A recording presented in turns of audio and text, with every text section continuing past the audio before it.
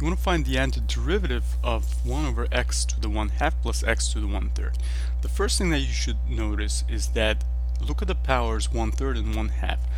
What is going to be the greatest common factor of 1/2 and 1/3? It's going to be 1/6, right? Or the least common multiple of the denominators of these fractions will be 6, right? So you want to set the variable x equal to u to the 6th power, so as to undo the 1/2 and undo the 1/3, so that you will have an integer power rather than a fraction.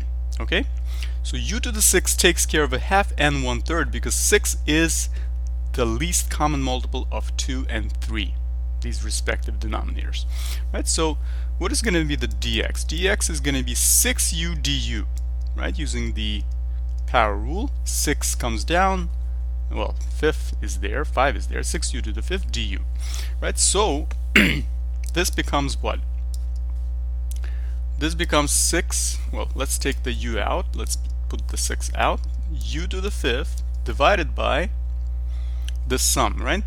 So when you put u to the 6th and then you square root that, you will get u to the 3rd, right? Plus, when you put x to the 1/3 and you make it 6 times that, well, actually put u to the 6 and take 1/3 power of that, it's going to be 6 over 3 power, which is squared, right? U squared, and then the du, of course, right? So notice that you can reduce these terms. You can reduce the u squared by basically dividing all of these terms by u squared, or dividing numerator and denominator by u squared. You will have reduced it that way, right? So as a result, what do we have? We have this divided by the sum divided by u squared as well.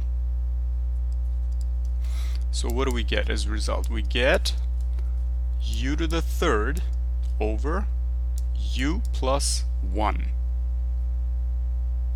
du. Let's see. So u plus 1 du. So notice that you can use the sum of perfect cubes. So basically what I mean is that you can express this numerator as u to the 3rd plus 1 minus 1 over u plus 1 du. And basically use these two to group them together, right? And then you can see that this is a sum of perfect cubes, right? Because u to the 3rd means that it's cubed, and then 1 cubed is also giving you 1 plus 1, right? So you can use that, these two, for the identity that you're going to use, right? And the identity is going to be what? It's going to be 6. So now keep in mind that we're gonna break this up into two integrals, u to the 3rd plus 1 over u plus 1 du, minus 6, right? Because there's a minus 1 multiplying the 6, 1 over u plus 1 du, right? So that's why here you can use the sum of two perfect cubes, right? So now let's see.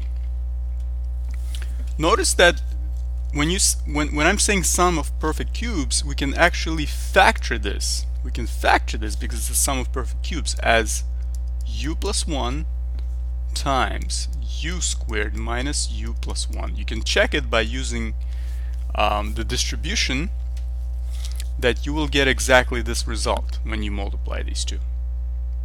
Okay, divided by u plus 1 du minus 6 1 over u plus 1 du.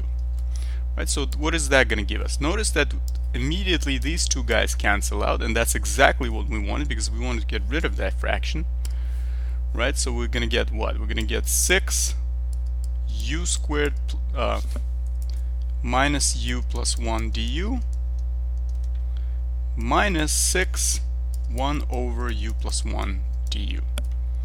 Right, so this will give us what?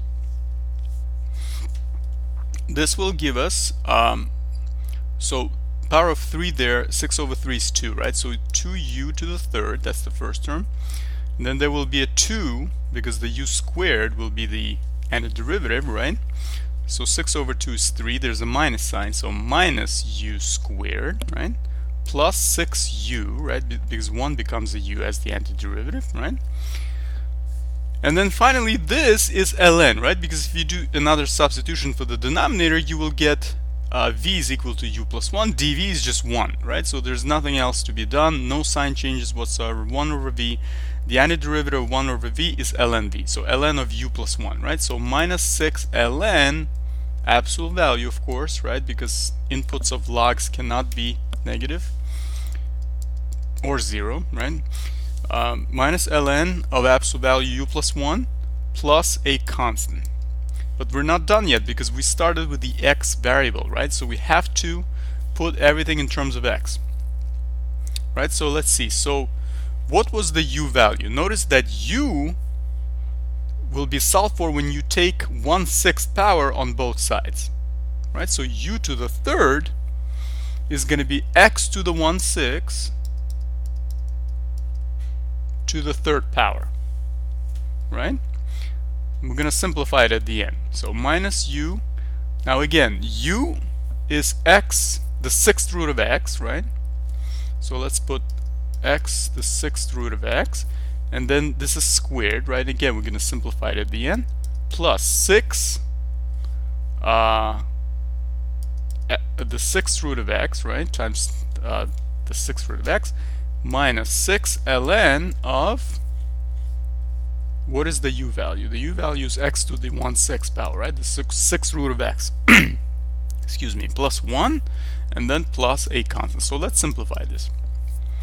So this is going to give us, the powers will multiply, right? Because this is the power of power. 3 over 6 is 1/2, right? Simplified, right? So it's 2 squared of x minus 2 over 6, these guys multiply, 2 over 6 will be 1 over third, right? So minus 3, the third root of x, right? So the third root of x, right? Plus 6, let's put a 6th root of x, like that. Then minus, right? Minus 6 ln of, let's put it as the 6th root of x plus 1, absolute value closed, plus a constant, right? So this is your antiderivative. And of course you could have expressed these roots of x as respective powers if you wanted, like x to the 1/2, x to the 1/3, x to the 1/6. That would not be wrong, but it just looks great with the roots. Just looks easier to see what it is. In any case, thanks for watching and see you in the next video.